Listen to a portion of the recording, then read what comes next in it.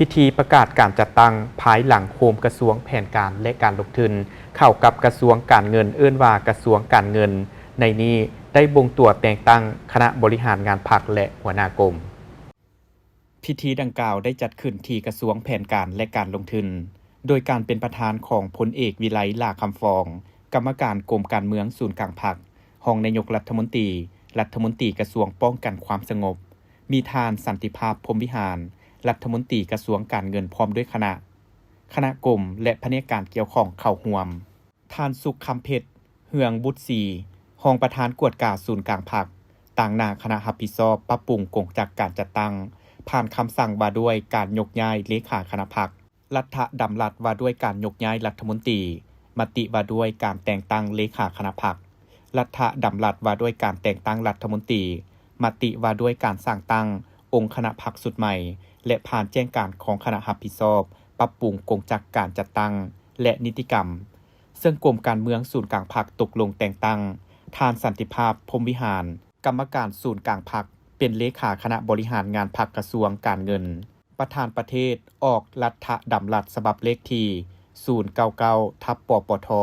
แต่งตั้งทานสันติภาพพรหมวิหารกรรมการศูนย์กลางพรรคเป็นรัฐมนตรีกระทรวงการเงิน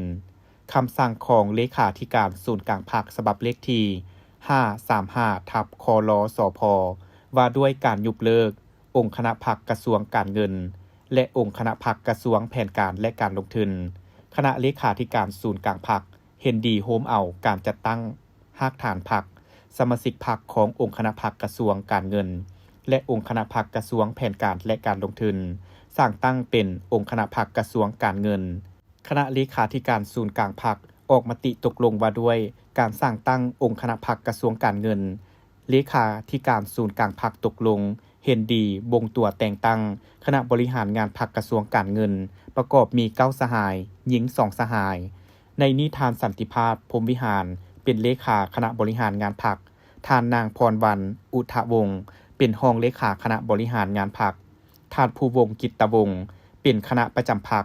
ท่านสุริวัฒน์สุวรรณจูมคำเป็นกรรมการคณะพรรคท่านนางเพชรสมรสอนเป็นกรรมการคณะพรรคท่านอุบันสุพิดาเป็นกรรมการคณะพรรคท่านภูเขาคำวรรณวงศ์ไสเป็นกรรมการคณะพรรคท่านวงคำแหงวงทจักรเป็นกรรมการคณะพรรคท่านอุตะแก้วดวงศิลป์เป็นกรรมการคณะพรรคกระทรวงการเงินใหม่ประกอบมี17กรมและเทียบเท่าศูนย์สถิติแห่งชาติมี2กรมขึ้นกับและสถาบันการเงินการบัญชีมี2หัวหน่วยวิชาการขั้น2จากนั้นก็ประกาศแต่งตั้งหัวหน้ากรมจำนวน17กรมสำหรับกรมคุ้มครองวิสาหกิจการลงทุนและการประกันภัยแม่นเห็นดีโอนให้เวียกงานคุ้มครองวิสาหกิจรัฐลงทุนเกี่ยวกับสิทธิหน้าที่ของคณะปฏิรูปวิสาหกิจไปขึ้นกับคณะปฏิรูปวิสาหกิจพร้อมด้วยพนักงานที่เกี่ยวข้องจำนวนหนึ่งโอกาสนี้พลเอกวิไลลาคำฟองได้มีคำเห็นว่า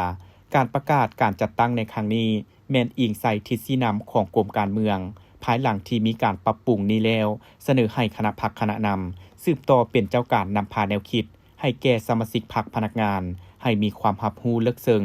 มีอุดมการณ์ที่เหนียวแน่นที่สุดแต่ในนั้นต้องได้สร้างความเป็นเอกภาพเพื่อให้ความเป็นเอกภาพอยู่ในอุดมการณ์สร้างความเอกภาพอยู่ในคณะพรรคกระทรวงเอกภาพกับขันเทิงเอกภาพกับการจัดตั้งเต้าโฮมความสามัคคีระเบียบหลักการรวมศูนย์ประชาธิปไตยเฮ็ดเวียกเป็นหมู่คณะพร้อมนี้คณะพรรคคณะนำกระทรวงให้เอาใจใส่ปรึกษาหารือมีการแบ่งความรับผิดชอบอย่างชัดแจ้งจากนั้นก็ให้บรรดาสหายสืบต่อปรับปรุงการจัดตั้งอยู่ขั้นท้องถิ่นให้สำเร็จโดยไวเพื่อเฮ็ดให้ทันแถวสมาชิกพรรคพนักงานมีความเชื่อมั่นอุ่นเอียงต่อพรรคและรัฐบาล